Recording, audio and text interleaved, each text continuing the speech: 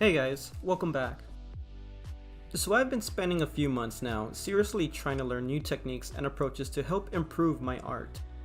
For this video, I wanted to draw Mahiro Shina from The Angel Next Door Spoils Me Rotten.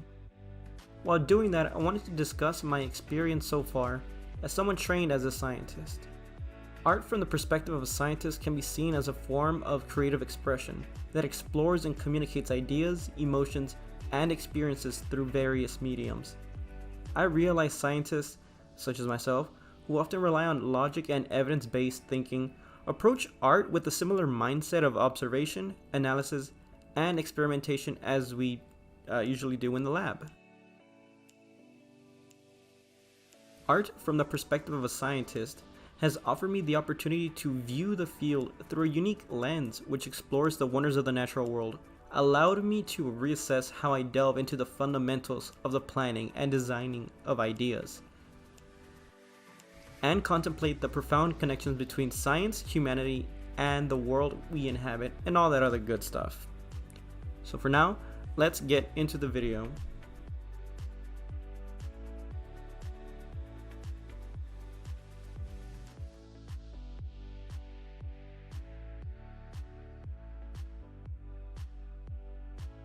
When it comes to creating art in the anime community, I've noticed that there's a distinct difference in artwork. The artwork is usually between cel shading techniques and those that aim for a more realistic approach by using gradients in the artwork. So after looking it up and watching a few tutorials online, I now present this list to show the difference and similarities between the two. 1. Visual style. Cel shading is characterized by flat, solid colored areas with well-defined, sharp edges.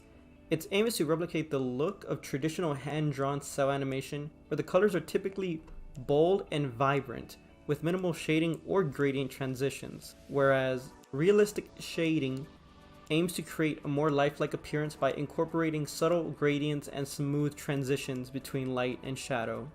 It focuses on capturing realistic lighting, texture, and depth, often using techniques like blending, highlighting, and shadowing. 2. Level of detail. Cel shading simplifies forms and details, emphasizing clean lines and shapes. It tends to reduce or eliminate complex surface textures, wrinkles, or small details in favor of a more stylized and simplified representation. Meanwhile, realistic shading aims for greater detail and accuracy in depicting the subject. It can include intricate surface textures, fine lines, wrinkles, and other minute details to enhance the illusion of realism. 3. Light and shadow. Cel shading typically uses flat or limited lighting with clear, distinct areas of shadow. Shadows may be represented as flat shapes or solid blocks of color without much variation or softness. Realistic shading pays more attention to the play between the light and shadow. It considers factors like the direction, intensity, color of the light sources, and the environment, as well as the interaction of light with different materials. It can involve rendering subtle gradients, soft shadows, and highlights to create a more convincing sense of depth and form. Lastly, mood and atmosphere. Cel shading is mainly used to convey a sense of playfulness, vibrancy, and simplicity. It is commonly used in anime and manga and games to create a distinctive stylized look that evokes a sense of nostalgia or lightheartedness in most cases. Realistic shading usually aims to capture a more authentic, immersive experience.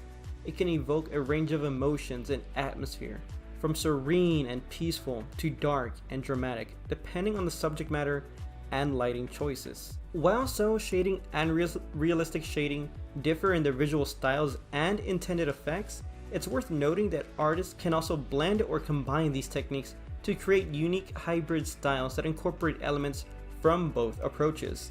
The choice of shading technique ultimately depends on the artist's desired aesthetic, the mood they wish to convey, and the specific artistic goals they aim to achieve. But anyways, that's gonna do it for the end of this video. If you liked the video, like the video even if you disliked the video, and I'll see you guys next time.